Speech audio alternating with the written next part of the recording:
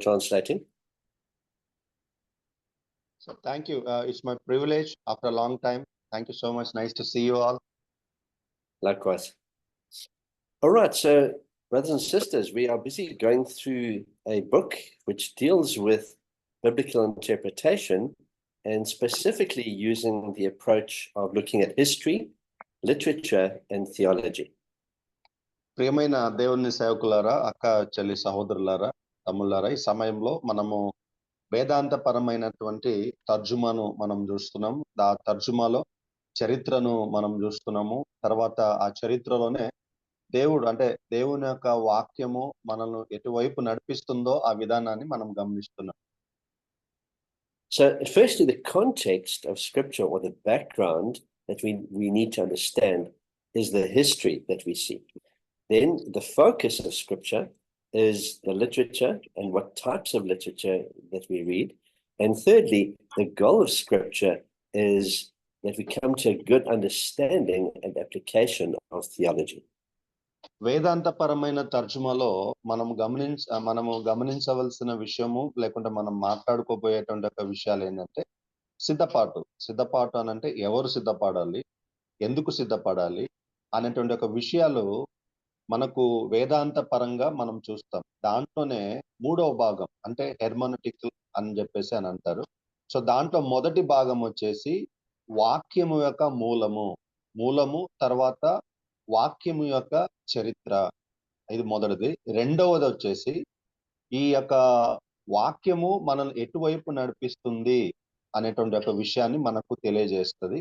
తర్వాత మూడవది వాక్యము అంటే వేదాంతపరమైనటువంటి ఒక తర్జుమా మనల్ని వాక్యము ద్వారా ఎటువైపు ఏ దిశలోనికి నడిపిస్తుంది అనే దాన్ని మనం గమనించాలి. So now, hopefully, God willing, we will over the next 16 weeks cover one chapter per week.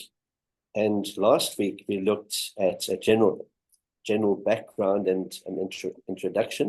And today we're going to look at specifically the historical, cultural background and how all those different components work together.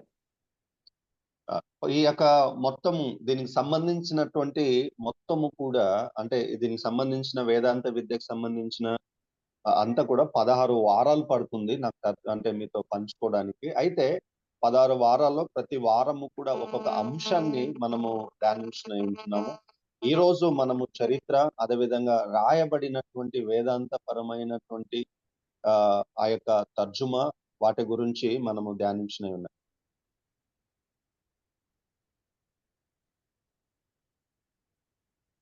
So today we're going to have a look at hermeneutics, or how to interpret the Bible, and the relationship between history and literature. We're going to consider the biblical chronology, the historical cultural background, and also we're going to look at some aspects of archaeology. So ఈ రోజు మనం హెర్మెనెటిక్స్ అనేటువంటి ఒక వేదాంత విద్యలో ఒక అంశాన్ని మనం ధ్యానించినాం. ఆ యొక్క హెర్మెనెటిక్స్ లో ఉండేటువంటి ఒక సంబంధము అంటే చరిత్రకు తర్వాత రాయబడినటువంటి వేదాంతానికి ఉన్నటువంటి ఒక సంబంధము, ఇది మొదటిది. రెండోది వచ్చేసి క్రోనలాజికల్ అని చెప్పేసి అని అంటారు. అంటే పదాలు వాడబడినటువంటి విధానాలు, దాన్ని ఏమంటారంటే పొందుపరచబడినటువంటి విధానం అంటారు, ఇది రెండవది. తర్వాత మూడవది చరిత్ర, అంటే బైబిల్లో రాయబడినటువంటి వ్యక్తుల యొక్క చరిత్ర, తర్వాత వాళ్ళ యొక్క హావభావాలు, తర్వాత వాళ్ళు ఎక్కడి నుంచి వచ్చారు అనేటువంటి ఒక విషయాన్ని మనం చూస్తాము. తర్వాత ఆర్కియాలజీ అని చెప్పేసి అంటారు, అంటే వస్తుపరమైనటువంటి ఒక విభాగము. సో వాటి గురించి కూడా మనము చూడనే ఉన్నాం.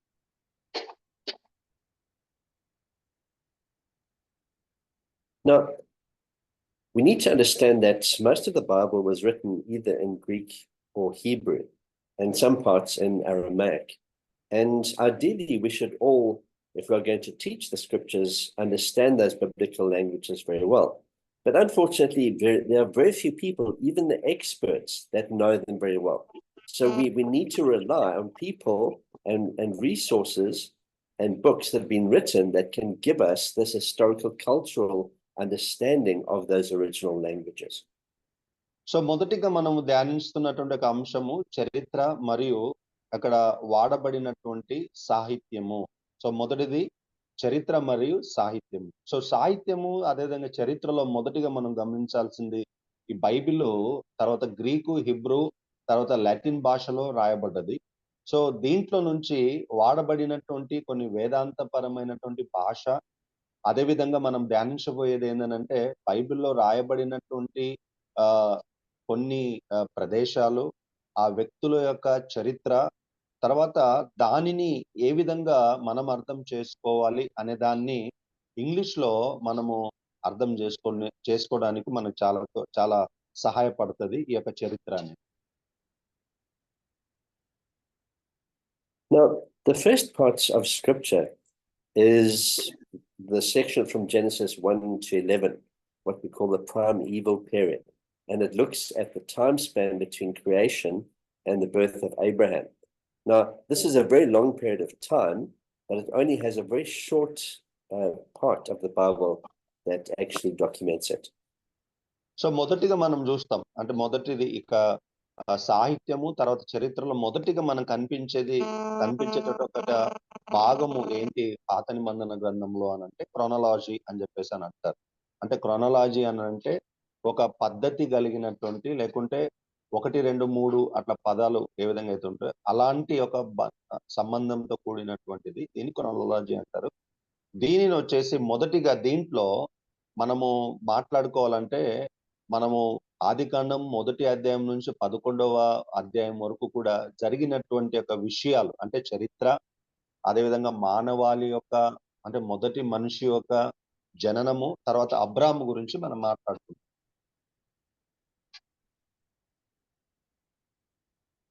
Now, when we consider the dates that historians have given to these times, it's very difficult for us to be precise, especially when it comes to those dates of several thousand years ago. But we do know that in the first couple of thousands of years, we see the very important part of the scriptures leading up to when the people of God were actually led into bondage in Egypt. And this covers most of the book of Genesis and the beginning of the book of Exodus. అయితే మనం చూస్తున్నటువంటి యొక్క చరిత్ర అదేవిధంగా సాహిత్యము అనేటువంటి ఒక అంశంలో మొదటిగా మనం చూస్తున్నాం దేవుడు హిబ్రూ ప్రజలను దేవుడు వాడుకున్నాడు. హిబ్రూ ప్రజల చేత దేవుడు ఒక వాగ్దానాన్ని చేశాడు. అంతేకాదు గాని దేవుడు ఈ యొక్క ప్రజలందరినీ కూడా అంటే సృష్టించి వాళ్ళతో పని చేయించుకున్నటువంటి ఒక విధానము వాటన్నిటిని కూడా మనము వాళ్ళు అంటే అబ్రహాము నివసించినటువంటి యొక్క దినాలు తర్వాత వాళ్ళు ఉన్నటువంటి సమయాన్ని బట్టి మనం ఏం చేస్తామనంటే ఈ యొక్క కాలాన్ని మనం పరిగణిస్తాం. Now, the next part of the Bible deals with the time from the Exodus right through to the building of the temple with Solomon. And this really is a period where we see that the children of Israel leave Egypt, go into the promised land and establish themselves. And under Solomon, the temple of God was finally built. అయితే పాత నిబంధన గ్రంథంలో ఉన్నటువంటి యొక్క చరిత్ర ఆధారం అంతటి కూడా మనం గమనించుకుంటూ పోతే అంటే ప్రతి దానికి కూడా ఒక సమయము అనేది ఉంది. అయితే మనం ప్రాముఖ్యంగా మనం గమనించినట్లయితే నిర్గమకాండము తర్వాత సొలొమోను దేవాలయాన్ని సృష్టించినటువంటి ఒక ఆ దినము వీటన్నిటిని కూడా మనము చూసుకుంటూ పోతాం. మీకు అందరికి కూడా ముందు చార్ట్ ఉంది. చార్ట్ లో మనం చూస్తాము నిర్గమకాండము ఎప్పుడు ఏ సందర్భంలో ఏ దినాల్లో జరిగింది అనే దాన్ని యెహోషువ కాలము, తర్వాత న్యాయాధిపతుల కాలము, సమూయేలు గ్రంథము, మొదటి 2 సమూయేలు గ్రంథాలు, ఇవన్నీ కూడా మొదటి రాజుల గ్రంథాలు, ఇవన్నీ కూడా ఏ సందర్భంలో జరిగాయి, ఎవరు వ్యక్తులు ప్రాముఖ్యమైనటువంటి ఒక స్థానంలో వాళ్ళు ఉన్నారు అనేటువంటి ఒక విషయాన్ని మనం గమనించగలుగుతాం. So what we see here is that the promised land is finally given to the children of Israel, and they settle themselves in a way that is very difficult because there is a lot of conflict, and they have to conquer all the nations that have been living there. But God's blessing and his promise to them comes to a point where Solomon actually is given this opportunity to build the temple. అయితే మనము నిర్గమకాండంలో ఉన్నటువంటి పొందుపరిచినటువంటి కొన్ని అవశేష భాగాలన్నిటిని కూడా మనము గమనిస్తే, నిర్గమకాండంలో దేవుడు మనం చూస్తాం, దేవుడు మోషేను ఎన్నుకోవడము, తర్వాత మోషేకు అదేవిధంగా హిబ్రూ ప్రజలకు ఇచ్చినటువంటి వాగ్దానాన్ని వాళ్ళు దేవుని ద్వారా పిలువబడినటువంటి ఇశ్రాయేలు ప్రజలుగా నియమించబడము, తర్వాత అక్కడి నుంచి వాళ్ళు అంటే దేవుడు వాగ్దానము చేయబడిన దేశంలోనికి ప్రజలను నడిపించడానికి ఎలాంటి విధి విధానాలు వాడబడ్డాయి, తర్వాత సొలొమోను కట్టించినటువంటి యొక్క దేవాలయం వరకు కూడా ఈ యొక్క చరిత్రన్నింటిని కూడా ఈ యొక్క దినాన్ని బట్టి అంటే ఇక్కడ ఇవ్వబడినటువంటి సమయాన్ని బట్టి మనము అనుకూలించి మనం చదవచ్చు. Now, what we see in the next few hundred years is a very difficult period as the kingdom of Solomon disintegrates, and we see the north taken into Assyrian exile, and then the different deportations to Babylon. So there are three main deportations to Babylon, where the children of Israel then are completely separated from the promised land. అయితే మనం చూస్తే నిర్గమకాండంలో మనం చూస్తాము, వాగ్దానం చేయబడిన జనులు వాగ్దానం చేయబడిన దేశంలోనికి వాళ్ళు ప్రవేశించిన తర్వాత సొలొమోను సమయంలో ఈ యొక్క ప్రజలు విభాగించబడడాన్ని మనం చూస్తాం. దాన్నే డివైడెడ్ మోనార్కరీ అని చెప్పేసి, మోనార్కరీ అనేటువంటి ఒక పదంతో ఇక్కడ ఉంది. సో ఇక్కడ మీరు చూడొచ్చు, దినము అంటే తేదీ, తర్వాత ఏ వ్యక్తులు, తర్వాత వాక్యము ఎక్కడ రాయబడింది అనే దాన్ని మనం చూడొచ్చు. అయితే ఈ యొక్క వాగ్దానము చేయబడినటువంటి ప్రజలు వాగ్దానము దేశంలో ఉండి కూడా వాళ్ళు 3 సార్లు అంటే ముగ్గురు రాజుల ద్వారా వాళ్ళు చెరలోనికి తీసుకొని పోబడ్డారు అనేటువంటి ఒక దినాన్ని కూడా మనము ఈ యొక్క బైబిల్ చరిత్రలో మనం గమనించవచ్చు. So unfortunately, what we see is that after Solomon, there's a complete disintegration of the kingdoms that are divided into north and the south, and God's judgment comes upon the children of Israel because they have not heeded his warnings, and so he takes them all into captivity, into exile. అయితే సొలొమోను సమయంలో విభజించబడినటువంటి యూదా లేకుంటే Israel, అంటే దీన్ని ఏమని పిలుస్తారు అని అంటే నార్దర్న్ ఇజ్రాయెల్, తర్వాత సౌదర్న్ కింగ్డమ్ అని చెప్పేసి పిలుస్తారు. అవన్నీ కూడా 723లో క్రీస్తు పూర్వము, తర్వాత 587లో క్రీస్తు పూర్వము ఇవన్నీ కూడా జరిగాయి. ఇవన్నీ కూడా ఆధారితమైనటువంటి చరిత్రగా బైబిల్ గ్రంథంలో మనకు రచించబడ్డాయి. దీనికి సంబంధించినటువంటి సమయము, సందర్భాలు అన్ని కూడా చరిత్ర కలిగినటువంటిది ఈ యొక్క వేదాంత తర్జుమా. Now, thankfully, God was still faithful, and even though the people that were supposed to follow him were disobedient, they cried to him in exile, and God kept them even while they were in a really difficult time. అయితే మనకు ఇక్కడ chat లో మీరు చూస్తున్నారు, మీ phone screen లో exhale and return అని ఉంటుంది. అంటే చెర కొనిపోబడ్డారు, చెర నుంచి విడిపించబడ్డారు. చెర కొనిపోయిన ప్రతిసారి ఇశ్రాయేలు ప్రజలు దేవుని దగ్గర క్షమాపణ అడిగి వాళ్ళ అవిధేయతను గుర్తించుకున్నప్పుడు దేవుడు వాళ్ళని విడిపించాడు. విడిపించిన తర్వాత మళ్ళీ వాళ్ళ అవిధేయతలుగా ఉన్నారు. ఇవన్నీ కూడా సమయానుకూలంగా, అంటే సమయంతో పాటు ఎవరు ఏ సందర్భంలో అనేటువంటి ఒక విషయాన్ని మనం చూడవచ్చు. ఇక్కడ ఇర్మియా సమయంలో, ఎజ్రా సమయంలో, ఎజ్రా మరియు హగ్గాయి సందర్భం, వాళ్ళ దినాల్లో ఎస్తేరు, ఇవన్నీ కూడా మనకు ఏం గమనిస్తాయి అని అంటే ప్రజలు వాళ్ళు చెరకు కొనిపోబడ్డారు, తర్వాత తిరిగి వాళ్ళు చెర నుంచి బయటకు వచ్చారు అనేటువంటి ఒక విషయాలు మనకు తెలియపరుస్తాయి.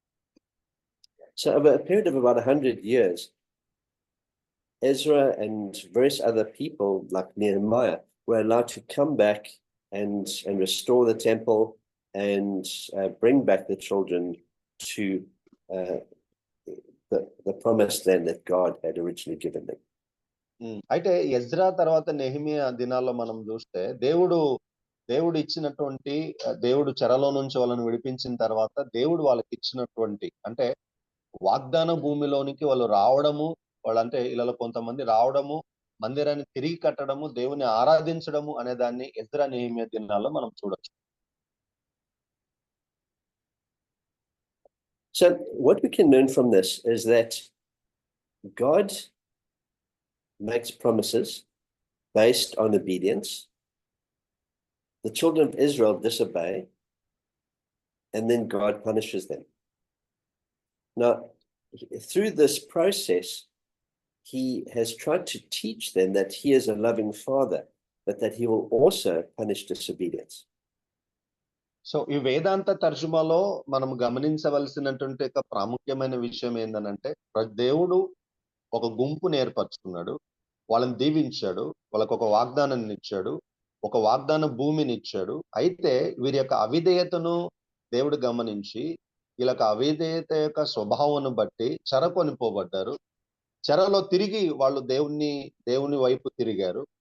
చెరలో దేవుని వైపు తిరిగినందున తిరిగి దేవుడు వాళ్ళని విడిపించాడు. అంటే ఈ యొక్క చెర తర్వాత తిరిగి వాళ్ళు రావడము, తిరిగి చెరలో నుంచి బయటికి రావడం, ఇవన్నీ కూడా మనం గమనించినప్పుడు ఒక తండ్రి కుమారులకు లేకుంటే తండ్రి ఒక బిడ్డలకు ఉన్నటువంటి ఒక సంబంధాన్ని, ప్రేమ కలిగినటువంటి దేవుని యొక్క తండ్రి యొక్క సంబంధాన్ని మనం ఇక్కడ చూడగలుగుతాం.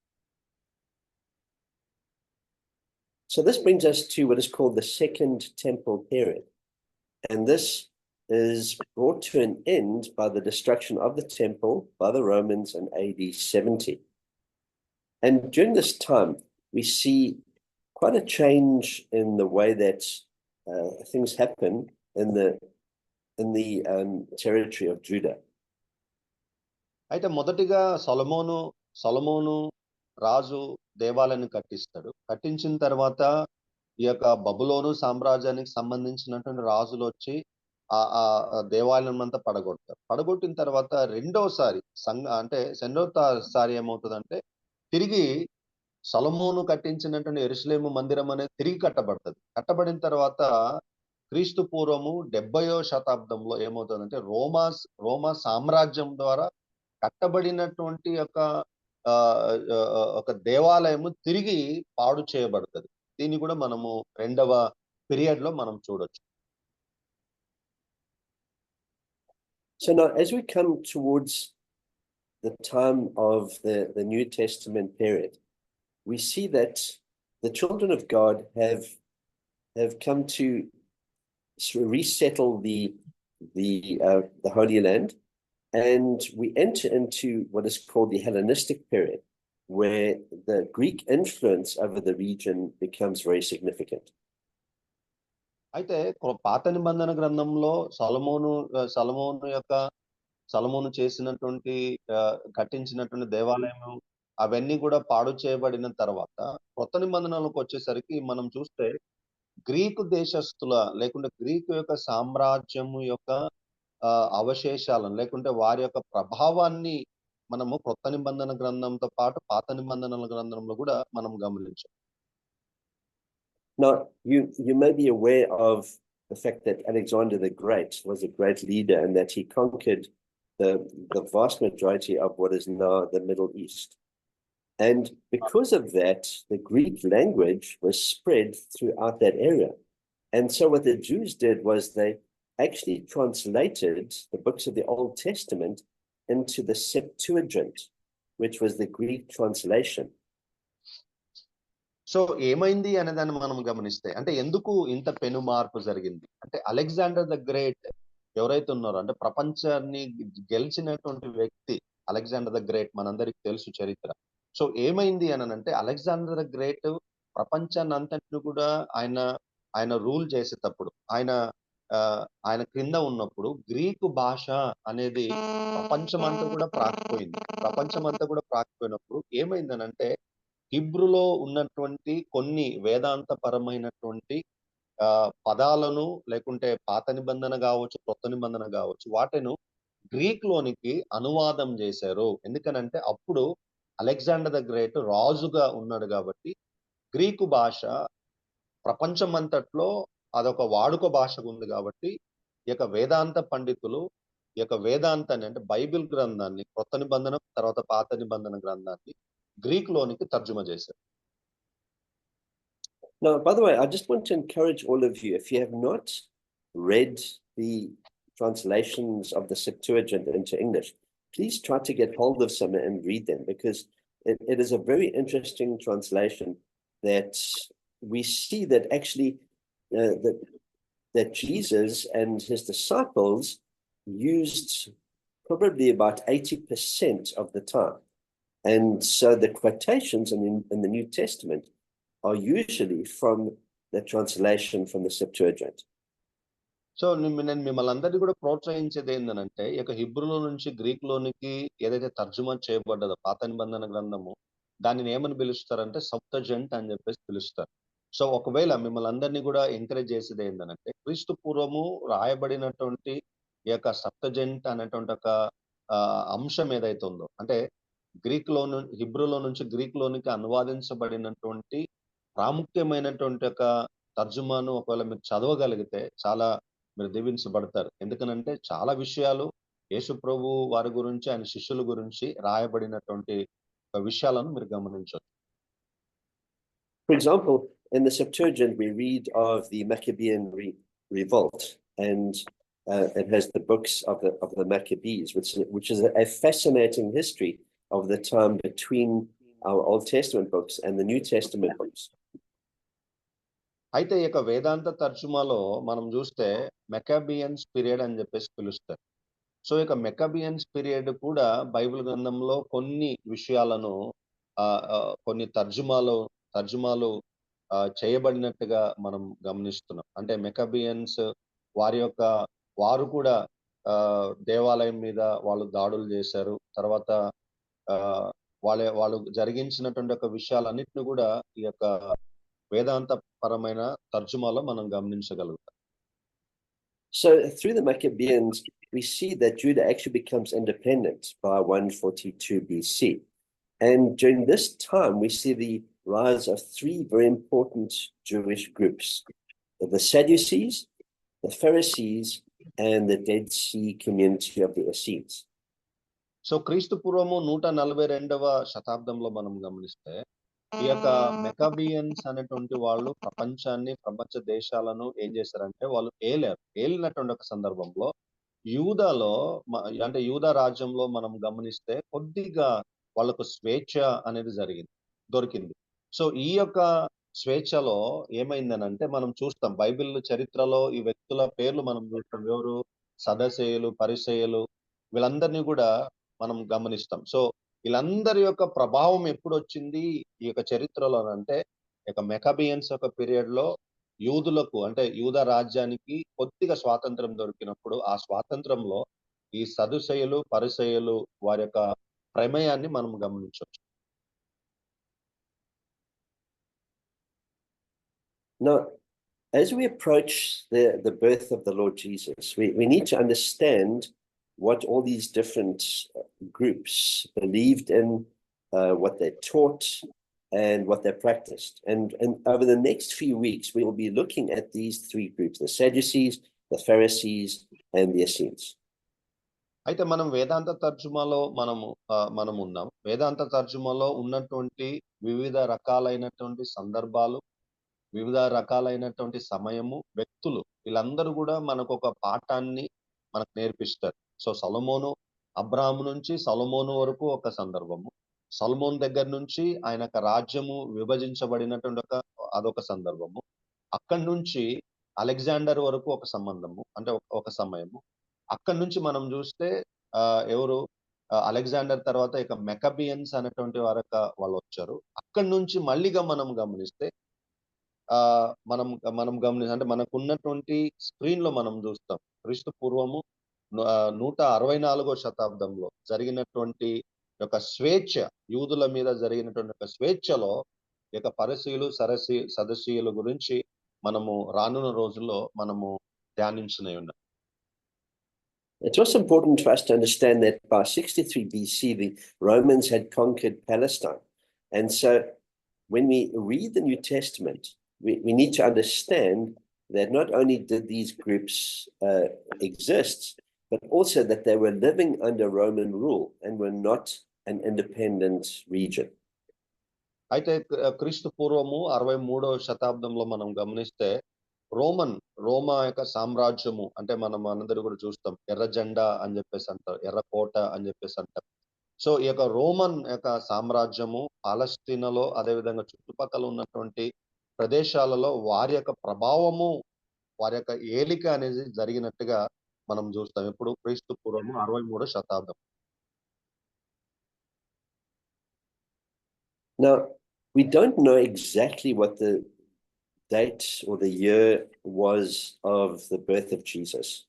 It definitely wasn't in December. It was more likely to be in September. And the year is disputed by scholars and ranges from anywhere from 6 BC to about 2 BC. So we don't really know exactly which year and which date Jesus was born.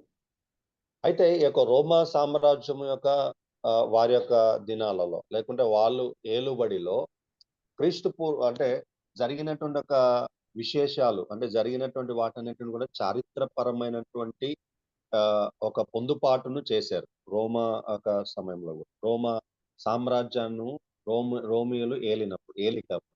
అయితే నేను అంటాను క్రీస్తు జననం గురించి కూడా ఈ యొక్క రోమియోలు పరిపాలించినప్పుడు రాశారు గాని అయితే డిసెంబర్ 25వ తారీఖు అయితే కాదు యేసుక్రీస్తు ప్రభు వారు పుట్టింది, లేకుంటే 2వ బీసీలోనో లేకుంటే 1వ బీసీలోనే 6వ బీసీలోనో ఈ యొక్క సందర్భంలో జరిగింటది అనే దాన్ని మీకు నేను ఖచ్చితంగా చెప్పగలను. ఎందుకనంటే రోమా సామ్రాజ్యము ఏలిక చేసినటువంటి దినాలు. However, we do know that at the time of Jesus' ministry and up to his crucifixion, the emperor in Rome was Tiberius. మనం చూస్తాం టైబెరియస్ యొక్క ఏలికలో యొక్క రోమియోలు పరిపాలిస్తున్నటువంటి ఒక సందర్భంలో క్రీస్తు యొక్క ఆయన పరిచర్య, ఆ తర్వాత ఆయన యొక్క శిలువ మరణం గురించి కూడా మనం చూస్తాం. Now, we need to understand that the emperor at that stage was seen as a god, and that people had to worship him and proclaim that Caesar is Lord, and instead of the message which the Christians were preaching that Christ alone was Lord. So మనం ఇప్పుడు వేదాంత తర్జుమా వాటి గురించి దాని ఆ అంశం గురించి చదువుతున్నాం. వేదాంత తర్జుమాలో చాలా మంది అంటే బైబిల్లో ఉన్నటువంటి చరిత్ర ప్రతి ఒక్కరిని కూడా అది సూచిస్తుంది. సూచించినటువంటి యొక్క సందర్భంలో చాలా మంది ప్రజలు వచ్చారు. అయితే ఈ యొక్క రోమా ప్రభుత్వాన్ని ఏలుతున్నటువంటి ఒక సందర్భంలో మనం చూస్తాము ఒక రాజు అంటే ఎవరైతే రోమా సామ్రాజ్యంలో దాన్ని ఎంపరర్ అని పిలుస్తారో ఆయననే దేవుడుగా పరిగణించారు, ఆయననే దేవునిగా పూజించేవాళ్ళు.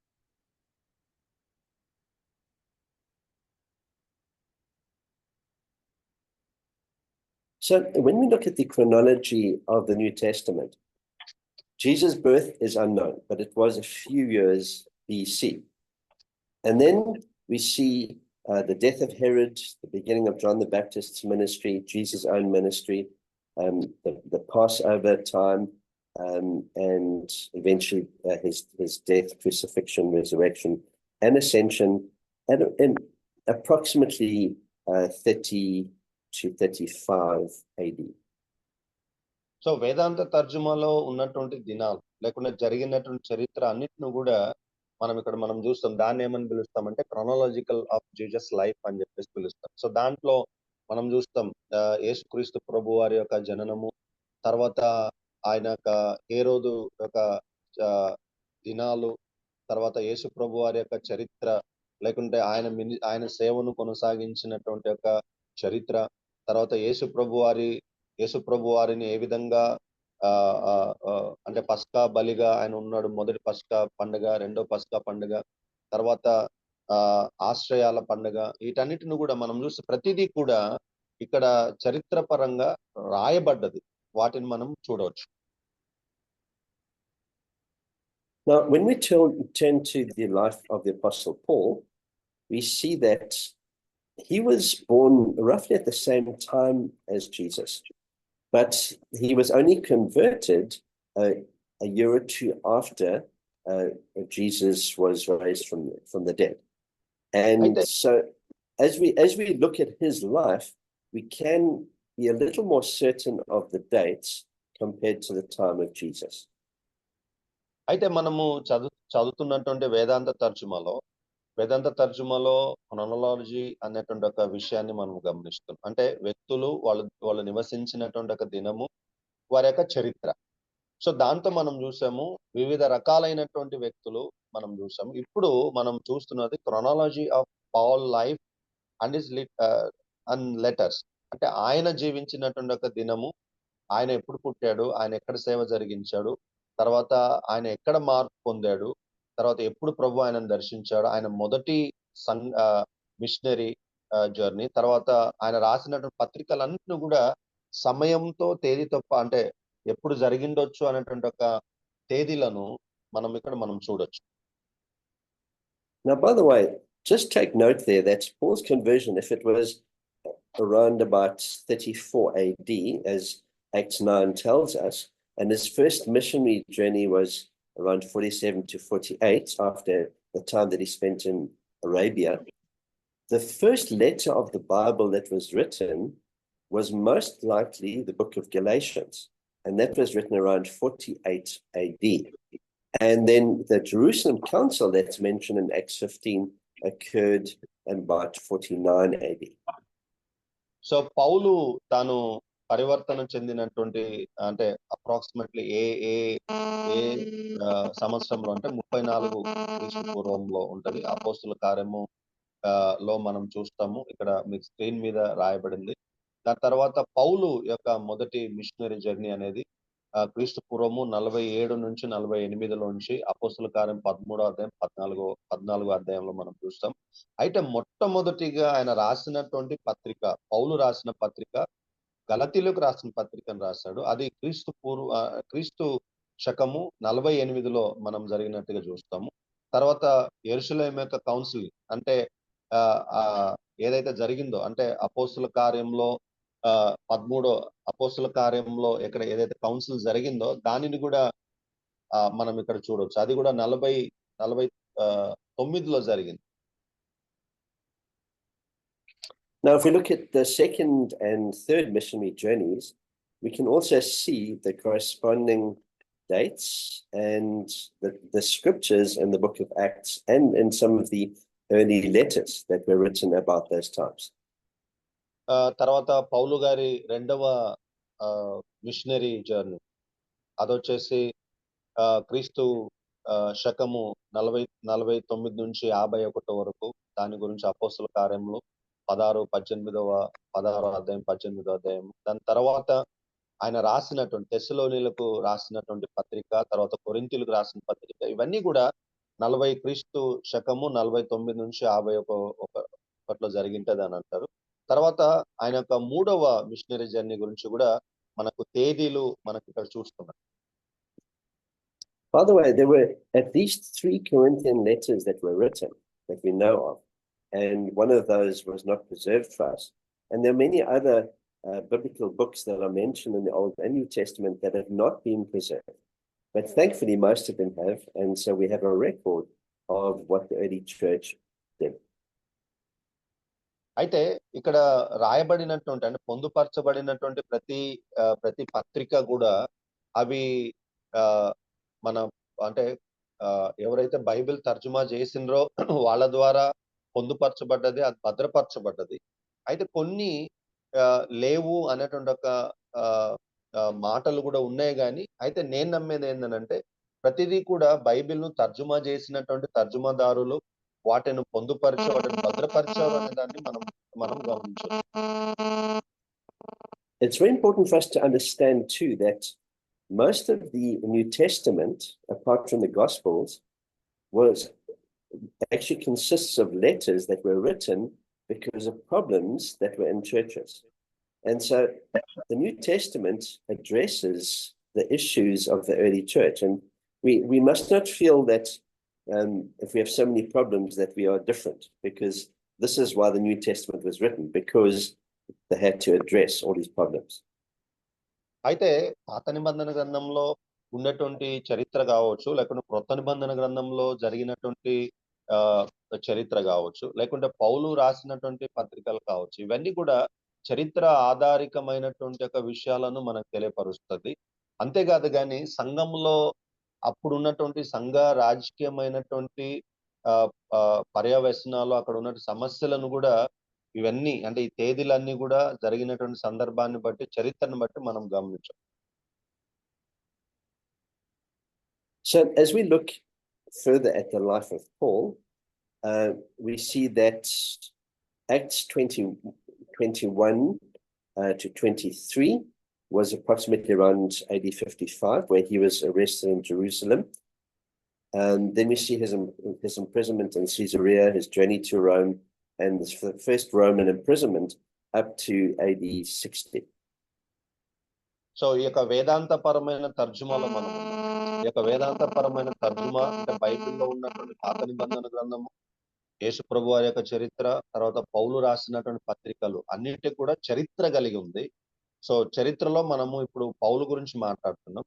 సో పౌలు గారి యొక్క జీవిత చరిత్రలో మనం చూస్తున్నాము అపోస్తుల కార్యములు 22వ అధ్యాయం 21వ అధ్యాయం నుంచి 23వ అధ్యాయము, తర్వాత అపోస్తుల కార్యములు 21వ అధ్యాయం 27వ వచనం 27వ వచనం నుంచి 40వ వచనం వరకు ఆయన యెరూషలేములో ఆయనను ఖైదు చేస్తారు. ఖైదు చేసి దాని తర్వాత అపోస్తుల కార్యము 24వ అధ్యాయంలో మనం గమనిస్తే ఆయనను సిజరియా అనేటువంటి ఒక వ్యక్తి ద్వారా ఆయన ఖైదు చేయబడి ఆయనకు శిక్ష అంటే మనకు తెలుసు అగిరప్ప రాజు వీళ్ళందరి ముందు కూడా ఆయనను నిలబెట్టడం, ఇవన్నీ కూడా చరిత్ర ప్రకారంగా అంటే క్రీస్తు శకము 55 క్రీస్తు శకము 55 నుంచి 57లో ఇవన్నీ కూడా జరగవచ్చు అనేటువంటిది లిఖిత పూర్వకమైనటువంటి ఆధారాలతో మనము బైబిల్ గ్రంథాన్ని మనం తర్జుమాతో మనం పొందుతున్నాం. So it's important for us when we read the so-called prison epistles, Colossians, Philemon, Ephesians, and Philippians, that we understand that Paul had already established these churches in his first and second missionary journeys, and he was now writing from his prison in Rome to encourage those believers. And so we see a really positive encouragement in these prison epistles. So మొదటిగా ఆయన ఖైదు చేయబడి రోమా యొక్క జైల్లో ఆయనను పెట్టినప్పుడు, లేకుంటే ఆయన బంధించబడినప్పుడు ఆయన రాసినటువంటి కొన్ని పత్రికలు, వాటిని చరపత్రికలు అని పిలుస్తారు. సో ఎపిస్తల్స్, తర్వాత కొలోషియన్స్, ఫిలమోను, ఇవన్నీ కూడా ఫిలిపియన్స్, ఫిలిపిలకు రాసిన పత్రిక, ఇవన్నీ ఈ పత్రికలన్నీ కూడా సంఘాన్ని ప్రోత్సహిస్తూ ఆయన చెరలో ఉండి రాసినటువంటి పత్రికలుగా మనం చూడొచ్చు అనే దాన్ని మనం చూస్తున్నాం. Now, between AD 60 and 70, we see a number of things happening. Paul is released and he travels further. But then we see the Great Fire of Rome, and Nero blames the Christians. Paul is arrested. And we also see then eventually Paul's and Peter's martyrdoms, where they are put to death. క్రీస్తు శకము 60లో పౌలు ఆయన చెరలో నుంచి విడుదల పొందిన తర్వాత ఆయన తన యొక్క ప్రయాణాన్ని కొనసాగిస్తారు. ఆ ప్రయాణంలో మొదటి తిమోతి, తర్వాత తీతు రాసిన పత్రిక, ఇవన్నీ కూడా మనం చూస్తున్నాం. క్రీస్తు శకము 60 నుంచి 66 తర్వాత ఈ యొక్క నీరో ఈయన ఏం చేస్తాడని అంటే క్రైస్తవుల మీద గొప్ప శ్రమను, గొప్ప వేదన జరుగుతుంది. నీరో చరిత్ర, నీరో ఏలుబడిలో. సో కాబట్టి అది కూడా ఎప్పుడు జరిగిందంటే క్రీస్తు శకము 64లో జరిగింది అనే దాన్ని మనం చూస్తాం. So what we see roughly at the same time is that the Jews rebel against Rome back in Judah around 66 AD. And up until at that point, there was relative peace, but from 66 AD to 70 AD, the Romans come and destroy the temple in Jerusalem, and they try to destroy the Jewish population who is rebelling against them. 66లో క్రీస్తు శకము 66లో ఏం జరుగుతుంది అంటే ఈ యూదులు రోమా సామ్రాజ్యం మీద రోమా ప్రభుత్వం మీద తిరుగుబాటు చేస్తారు. సో ఇది క్రీస్తు శకము 66లో జరిగింది. సో దాని తర్వాత ఏమవుతుందంటే ఈ యొక్క యూదుల యొక్క ఆధిపత్యము ఎక్కువ అయినప్పుడు ఏమవుతుందంటే ఈ యొక్క రోమీలకు యూదులకు ఒక నెమ్మది ఉన్నటువంటి అంటే నెమ్మది కలిగినటువంటి దినాలు అని వాటిని పిలుస్తారు. సో అవన్నీ కూడా క్రీస్తు శకము 66లో జరిగింది. దాన్ని మనం బైబిల్లో చరిత్రతో కూడా మనం చూడొచ్చు. Now, in many ways, this was a terrible thing, but for the church, it probably was one of the best things to happen, because up to 70 AD, the church was essentially governed from Jerusalem by a Jewish minority. And so in 70 AD, the Christians were dispersed with the Jews, and no longer was it seen as being controlled by Jerusalem by a handful of Jews. అయితే ఏం జరిగింది అని అంటే 66 నుంచి 67 ఇవన్నీ కూడా మనం గమనిస్తే మళ్ళీ 66లో పౌలు అదేవిధంగా ఆయనను మళ్ళీ రెండోసార్లు ఆయనను దీనిలో చెరలోనికి తీసుకెళ్లడము, తర్వాత 67లో ఇవన్నీ కూడా ఈ యొక్క సందర్భాలు ఈ తేదీలు అన్ని కూడా మనం గమనిస్తే తిరిగి యూదుల యొక్క ఆధిపత్యము తగ్గిపోతుంది. తిరిగి యుద్ధము అనేది ప్రారంభమవుతుంది. యుద్ధము అనేది ప్రారంభమైనప్పుడు రోమా సామ్రాజ్యం అనేది తిరిగి ఆధిపత్యంలోనికి వస్తుంది. ఎందుకు అనంటే ఈ యొక్క యూదుల యొక్క అవివేకత్వము ద్వారా మళ్ళీ మందిరము ఏం చేయబడుతుంది అని తిరిగి మందిరము నాశనం చేయబడుతుంది. సో ఇవన్నీ కూడా 66 నుంచి 67 70 సంవత్సరాల్లో జరిగినటువంటి ఒక చరిత్ర. And of course we see the apostles going to different parts of the world, and we've seen, for example, how Thomas went to India and established the churches there very soon after this time. And we are just blessed by the fact that a terrible thing like the destruction of Jerusalem could actually have caused such a wonderful thing that the gospel was distributed and sent out by all these people going to preach it. అయితే 70 సంవత్సరంలో క్రీస్తు శకము 70 సంవత్సరంలో సంఘం మీద గొప్ప శ్రమ వస్తుంది. గొప్ప అంటే నీరో సామ్రాజ్యము ఆధిపత్యం మళ్ళీ వచ్చిన తర్వాత మందిరము అనేది తిరిగి నాశనం చేయబడుతుంది. చేయబడిన తర్వాత ఈ అపోస్తలులు అంటే యేసు ప్రభు వారి యొక్క 12 మంది శిష్యులు ఎవరైతే ఉన్నారో ప్రపంచం అంతట్లో వాళ్ళు చెల్లాచెదురైపోయారు. ఎందుకంటే సంఘం మీద గొప్ప శ్రమ వచ్చినప్పుడు. అప్పుడు తోమ గారు మన భారతదేశానికి రావడము, తర్వాత కొన్ని దేశాలలో ఈ యొక్క ప్రజలు సేవను జరిగించడం, ఇవన్నీ కూడా సంఘ చరిత్రలో లేకుంటే బైబిల్ యొక్క చరిత్రలో మనం గమనించవచ్చు. Now, as we study the scriptures together and try to understand what the Bible teaches, it's very important for us to use historical sources. And when we do that, it helps us to understand the background of what was happening at these times. And so the historical sources that we're going to look at in the next few weeks include the ancient Near Eastern literature, the Apocrypha, the Pseudepigrapha, the Dead Sea Scrolls, and many other relevant primary sources. అయితే మనం ఈ యొక్క చరిత్ర అంటే బైబిల్లో జరిగినటువంటి చరిత్రను అంతటిని కూడా మనం పొందుపరిచి చూస్తే ఒకటి మనం గమనించగలుగుతాం. ఏంటంటే ఈ యొక్క బైబిల్లో జరిగినటువంటి వేదాంతపరమైనటువంటి విషయాలు అవన్నీ కూడా ఆధారితమైనటువంటివి. అంతేకాదు రానున్న రోజుల్లో ఈ కొంతమంది రాజులు ఎవరైతే ఉన్నారో వాళ్ళ యొక్క చరిత్రను కూడా మనము చదవనై ఉన్నాం. So when we look at ancient Near Eastern literature, by the way, I'm sitting here in Baghdad, which is in Iraq, and this is actually the cradle of civilization, where the first 5 major civilizations actually originated here. And it is fascinating when you read more about the history of this period. here in Mesopotamia, but also Egyptian history, Persian history, and even history in your part of the world. We can begin to understand what was happening in all different parts of the world at this time. ఇప్పుడు నేను బాగ్దాద్లో నేను ఉన్నాను. బాగ్దాద్లో కూర్చొని మీతో నేను మాట్లాడుతున్నాను. అంటే ఇవన్నీ కూడా బాగ్దాద్కు సంబంధించినటువంటి ఒక చరిత్ర, ఇక్కడ ఉన్నటువంటి వారి లిఖిత పూర్వకమైనటువంటి ఒక విషయాలన్నిటిని కూడా అంటే మనం చూస్తాం. అంటే బైబిల్ చరిత్ర ప్రారంభమైనటువంటిది ఈజిప్ట్, మెసొపొటేమియా, తర్వాత పర్షియా వాళ్ళ వాళ్ళ యొక్క భాషలు ఇవన్నిటిని కూడా మనం గమనించినప్పుడు అంటే వీళ్ళ యొక్క వీళ్ళు తర్జుమా చేసినటువంటి వీళ్ళ యొక్క భాషా శైలి కావచ్చు, వీళ్ళు రాసినటువంటి శైలి కావచ్చు, అన్నిటిని కూడా మనము బైబిల్ యొక్క చరిత్రలో మనం గమనించవచ్చు పాత నిబంధనలో అనే దాన్ని మనం చూడాలి.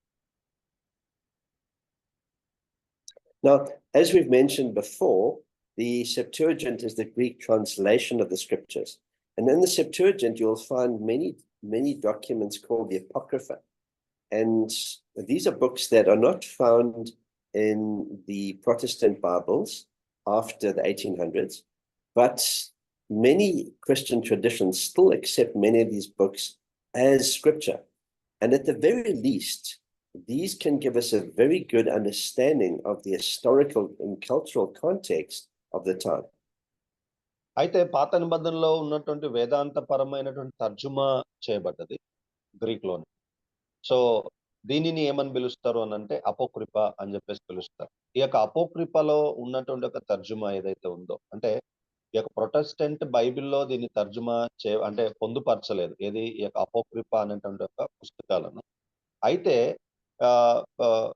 మనం చూస్తాం కొన్ని మతపరమైనటువంటి బైబిల్ గ్రంథాలు ఏదైతే ఉన్నాయో, మతపరమైనటువంటి సిద్ధాంతాలను పాటిస్తారో వాళ్ళ బైబిల్లో మనము ఈ యొక్క అపోక్రిప అనేటువంటి ఒక సాహిత్యాన్ని మనం చూడొచ్చు.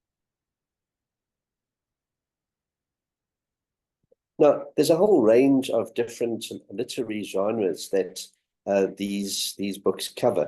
We have historical writings, stories, devotional literature, letters, as well as apocalyptic literature telling about the future. అయితే మనం చూస్తాం ఈ యొక్క అపోక్రిప అనేటువంటి యొక్క పుస్తకాల్లో అంటే చరిత్ర రాయబడ్డది. ఇక్కడ ఉన్నటువంటి మెకబియన్స్, తర్వాత ఎస్దర్స్, తర్వాత జుడిత్, సునన్ వీళ్ళందరి గురించి రాయబడ్డది. ఇవన్నీ అంటే ఈ యొక్క అపోక్రిపలో ఏముంది అని అంటే జ్ఞానంకి సంబంధించినటువంటి ఒక సాహిత్యము, తర్వాత సొలొమోనుకి సంబంధించినటువంటి ఒక సాహిత్యము, ఇవన్నీ కూడా ఈ యొక్క అపోక్రిపలో పొందుపరచబడ్డాయి. ఇవన్నీ కూడా మనం చూస్తే అంటే లెటర్ ఆఫ్ జెరెమియా అనేది ఉంది, తర్వాత లిటరేచర్ ఆఫ్ ఎస్దర్ అంటే ఎస్తేర్ కు సంబంధించిన ఇవన్నీ కూడా రాయబడ్డది. అంతేకాదు కానీ ఈ యొక్క అపోక్రిపలో 3 యంగ్ మ్యాన్ అనేది ఉంది. అంటే షడ్రకు, మేషకు, అబేద్నెగోలు అనేటువంటి 3 వ్యక్తుల గురించి కూడా ఈ చరిత్రలో అపోక్రిపలో రాయబడ్డది.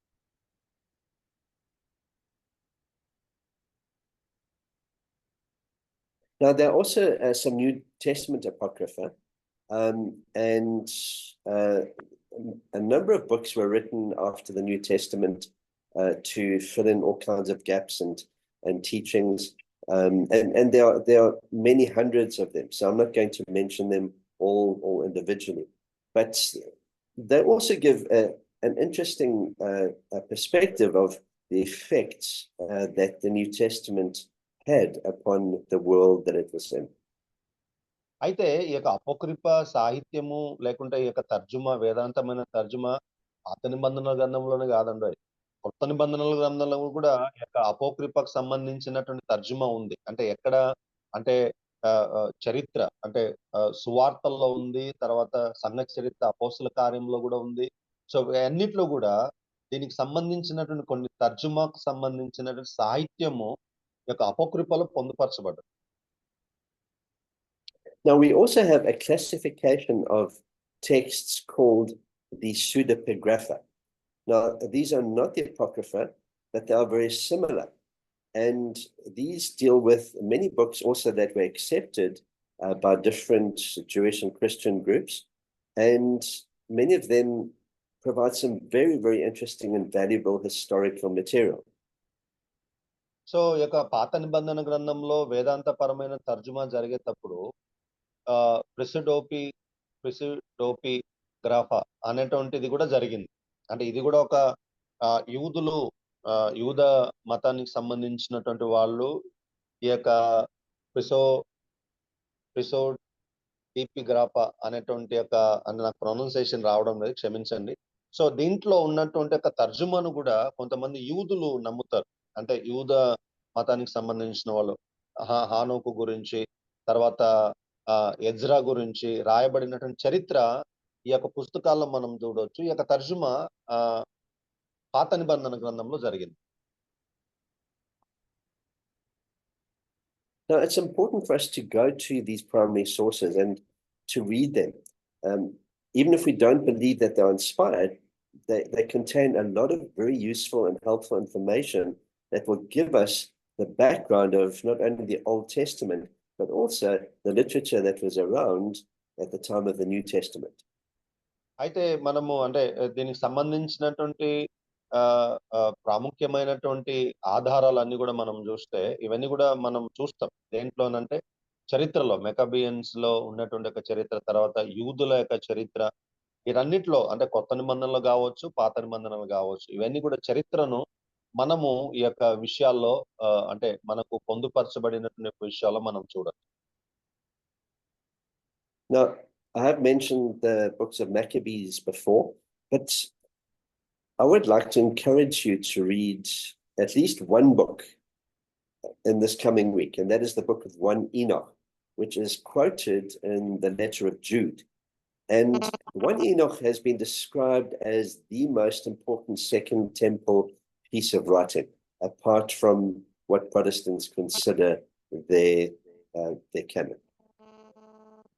సో యొక్క మెకబియన్స్ అనేటువంటి ఒక పుస్తకాల గురించి నేను మీకు చెప్పాను. అయితే మెకబియన్స్ అనేటువంటి ఒక పుస్తకాల్లో ఈ యొక్క మెకబియన్స్ అనేటువంటి ఒక పుస్తకాల్లో ఉన్నాయి. దాంట్లో ఒక్క పుస్తకము మీరు చదవాలి అని నేను ఇష్టపడతాను. ఎందుకంటే దాంట్లో హేనోకు గురించి రాయబడ్డది. తర్వాత ఒక వ్యక్తి ఎవరైతే ఉన్నారో జూడ్ అనేటువంటి ఒక వ్యక్తి గురించి రాయబడ్డది. మనము నేను మిమ్మల్ని అందరినీ ఎంకరేజ్ చేస్తున్నాను. ఈ యొక్క మెకబియన్స్ అనేటువంటి ఒక పుస్తకాల్లో ఒక్క పుస్తకం అన్నా మీరు చదవండి, చరిత్ర తెలుస్తుంది, యూదుల యొక్క చరిత్ర. Now, in the next few weeks, we will look at also the Dead Sea Scrolls, which was a library that was kept by the Essenes. And these books will show us that the canon of scripture that the Jews had was not always the same. And many of these books in the Dead Sea Scrolls are very fascinating and really worth studying and reading. So మనము రానున్న రోజుల్లో మనం చూస్తాం ఏంటంటే మృత సముద్రం దగ్గర దొరికినటువంటి ఈ యొక్క చుట్టలు, అంటే చర్మంతో రాసినటువంటి ఒక చుట్టలు, ఇవన్నీ కూడా ఆర్కలాజికల్ డిపార్ట్మెంట్ వాళ్ళు అంటే వాళ్ళకి దొరికినవి. తర్వాత ఇవన్నీ కూడా అంటే మనం చదివినప్పుడు 20వ శతాబ్దంలో జరిగినటువంటి యొక్క బైబిల్ చరిత్రను మనం చూస్తాం. దాంట్లో కొంతమంది వ్యక్తుల యొక్క పేర్లను కూడా మనం చూస్తాం. So the Dead Sea Scrolls really give us a very fascinating look into a sect, a group of the Jews, the Essenes, who lived in towns and cities, but had their center outside near the Dead Sea. And this is the site that was excavated in the last 70 years. And we have really reaped a rich harvest of literature that was to a large degree lost. So యొక్క మృత సముద్రము దగ్గర దొరికినటువంటి చరిత్రపరమైనటువంటి ఆధారం, దాంట్లో మనం చూస్తాం మెకబియన్స్ వాళ్ళ యొక్క చరిత్రకు అనుకూలితమైనటువంటి అంటే వాళ్ళతో పొందుపరచబడినటువంటి ఒక చరిత్రగా, అంటే వాళ్ళు నివసించినటువంటి ఒక సందర్భంలో జరిగినటువంటి ఒక విషయాలను కూడా మనము ఈ యొక్క క్రీస్తు పూర్వము తర్వాత క్రీస్తు శకము 66 నుంచి 73లో జరిగినటువంటి ఒక చరిత్ర ఆధారికంగా మనము ఈ యొక్క మృత సముద్రము దగ్గర దొరికినటువంటి చుట్టలను మనం చూడొచ్చు.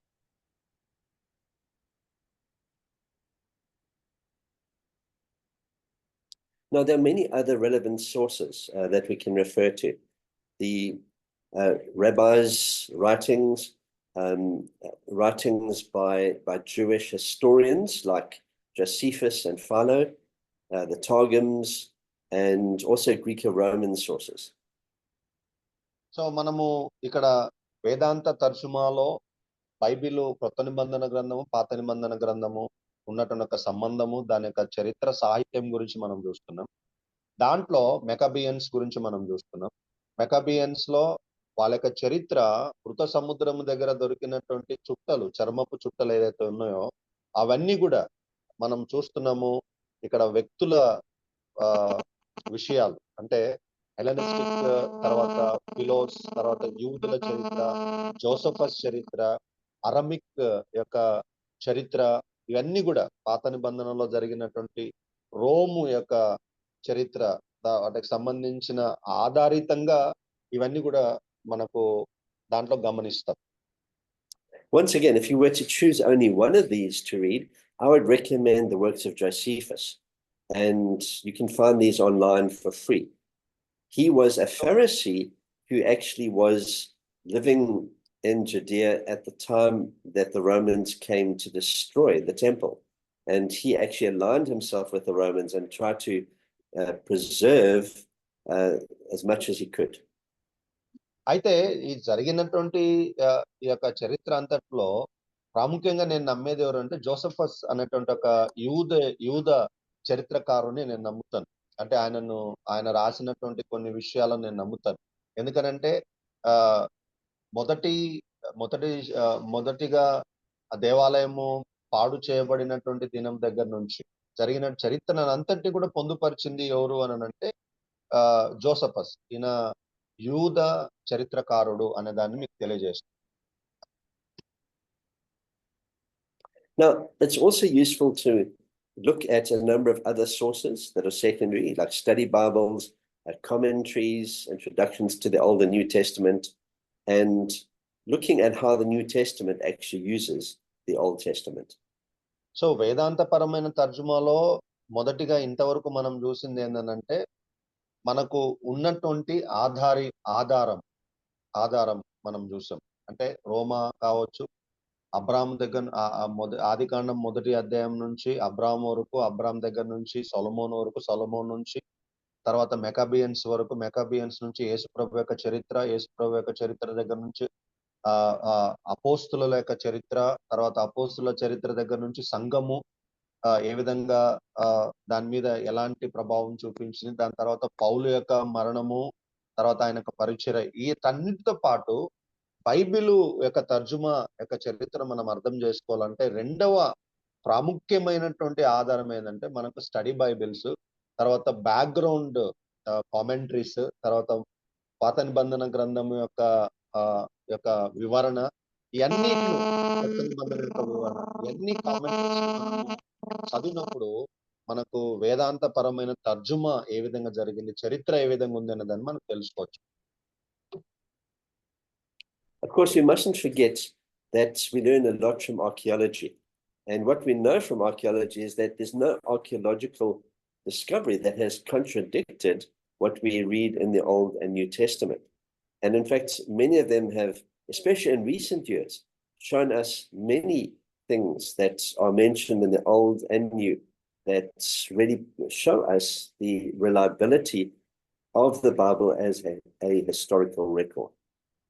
అయితే ఆర్కియాలజికల్ డిపార్ట్మెంట్ ద్వారా అంటే పొందుపరచబడినటువంటి కొన్ని చారిత్రక పరమైనటువంటి ఒక విషయాలు, అంటే సాహిత్యం కావచ్చు, వాళ్ళకు దొరికినటువంటి అవశేషాలు, లేకుంటే ఒక చరిత్రకు సంబంధించినటువంటి ఒక విషయాలు ఏదైతే మనం చూస్తామో ఇవన్నీ కూడా ఆర్కియాలజికల్ గా కొన్నిటకు విభిన్నమైనటువంటి అవగాహనలు ఉన్నాయి. అయితే ఏదేమైనప్పటికీ కూడా ఈ ఆర్కియాలజికల్ గా బైబిల్ చరిత్రలో జరిగినటువంటి విషయాలన్నీ కూడా పాత నిబంధన గ్రంథంలో జరిగినవన్నీ కూడా మనకు సరైనటువంటి ఆధారాలతో అది పరిగణించబడ్డది అని తెలియజేస్తుంది. Even when we look at the ministry of Paul in the book of Acts in particular, as well as in the letters, we see that a lot of what is mentioned in the New Testament has actually been shown to be accurate in just historical and archaeological records. అంతేకాదండి. పౌలు యొక్క జీవిత చరిత్రలో ఆయన జీవించిన విధానము అంటే జీవించిన దినాలలో దొరికినటువంటి అంటే ఆర్కియాలజికల్ డిపార్ట్మెంట్ వాళ్ళకు దొరికినటువంటి ఒక సత్యము అంటే వాళ్ళకి దొరికినటువంటి విషయాలు ఏంది అనంటే వాళ్ళకు గలిలియా అంటే పౌలు గలిలియా ప్రాంతంలో ఆయన తిరిగాడు. అక్కడ గలిలియోస్ అనేటువంటి ఒక గవర్నర్‌షిప్ లో ఆయన ఉన్నాడు అనేటువంటిది అన్ని కూడా ఈ యొక్క చరిత్రలో మనం చూడొచ్చు. So when we are Christians, we do not simply believe in something because somebody tells us we need to believe in it. We believe in a set of teachings that are based in history and archaeology. And God has shown us through history that he is in control. It is his story. క్రైస్తవ్యము అనంటే అంటే చిన్నప్పుడు మన పెద్దలు చెప్పేటోళ్ళు అనగనగా ఒక రాజు ఉన్నాడు, రాజెళ్ళి సముద్రం 7 కొడుకులు అలాంటి చరిత్ర కాదు మనది. అంటే ఉత్తుత్తి చరిత్ర కాదు. క్రైస్తవ్యము అనేది చరిత్రతో కూడినటువంటిది. తర్వాత అది చరిత్రతో కూడినటువంటిది ప్రతి దానికి కూడా అంటే బైబిల్లో పొందపరచబడినటువంటి ప్రతి సాహిత్యానికి కూడా ఆధారాలు ఉన్నాయి. అవి జరిగాయి అనడానికి ప్రతిది కూడా అంటే మానవుని యొక్క ప్రమేయముతో కూడినటువంటి చరిత్ర మనకుంది అనేది మనము చూడొచ్చు మన conclusion. But we must be very careful not to impose our modern cultural framework upon the Bible and interpret it the way that we see it, rather than the way that it was intended and written as historical accounts. అయితే దాంతో పాటు ఈ యొక్క ఆధునికమైనటువంటి ఈ యొక్క జీవిత శైలిలో మనము ఏ విధంగా మనము దీనిని పొందుపరచాలో అనే దాన్ని మనము ఆలోచిస్తూ అంటే దానిని మనము జ్ఞానపూర్వకముగా దీనిని ఆలోచిస్తూ మనము ఈ ప్రజలకు ఈ యొక్క చరిత్రను తర్వాత వేదాంతపరమైన తర్జుమాను మనము తెలిపే వారుగా మనము ఉన్నాం. So there are a couple of really important guidelines that we can follow just at this point. Firstly, that some aspects of the Old Testament are not repeated in the New Testament. They are unique to the Old Testament. Also, some Old Testament cultural standards are repeated later on in the Bible. And so we accept those as still valid because of that. And finally, the biblical customs that are underlying principles are still applicable as principles today, even though the customs themselves may not be applicable. అయితే మనం గమనించవలసినటువంటి ఒక guide lines ఏంటి అనంటే Bible గ్రంథంలో జరిగినటువంటి కొన్ని వాళ్ళ యొక్క సాహిత్యం కావచ్చు, వాళ్ళ యొక్క జీవిత శైలి కావచ్చు, పాత నిబంధనలో ఉన్నవే కొన్ని కొత్త నిబంధనలో కూడా అవి ఉన్నాయి. అంటే అది మళ్ళీ రిపీట్ అయినట్టుగా మనం చూస్తున్నాం. సో హీబ్రూల సమయంలో అదే విధంగా పాత నిబంధనలో ఉన్నటువంటి యొక్క జీవిత శైలి వాటన్నిటిని కూడా మనము వాటన్నిటికి కూడా అవి పాత నిబంధన వరకే లేవు. అవి కొత్త నిబంధనలో కూడా అలాంటి విధి విధానాలను అంటే కల్చర్ యొక్క స్టాండర్డ్స్ ను అంటే వాళ్ళు కాపాడుకున్నటువంటి విధి విధానాలను కూడా పాత నిబంధనలతో పాటు కొత్త నిబంధనలు కూడా మనము చూడవచ్చు అనే దాన్ని మనము గమనించాలి. So what we've seen in this session is that there's a clear relationship between history and literature. That's the chronology plays a very important role for us to understand the historical cultural background, and archaeology and history give us a very good verification of what we read in scripture. So మొదటిగా ఈ రోజు మనము చూసినటువంటి outline ఏంటంటే హెర్మనోటిక్స్, అదేవిధంగా సంబంధం అంటే చరిత్రతో అదేవిధంగా వేదాంతంతో ఉన్నటువంటి ఒక మనుషులతో ఉన్నటువంటి ఒక సంబంధము, తర్వాత క్రొనాలజీకి అంటే ఏ రోజుల్లో ఏ తేదీలో ఏం జరిగింది అనేటువంటి ఒక చరిత్ర క్రొనాలజీ గురించి మనం చూసాము.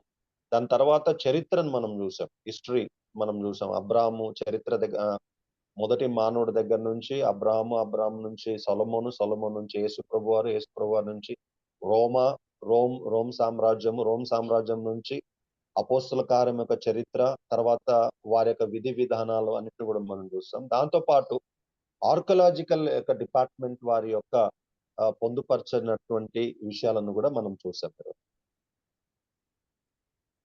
Amen. Amen. Thank you, brother. Sir, thank you so much, sir. Thank you so much.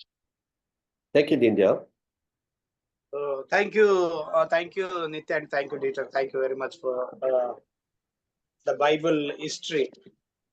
So, really, it is very useful. Next, it is very useful. Stop the recording for us now. to know.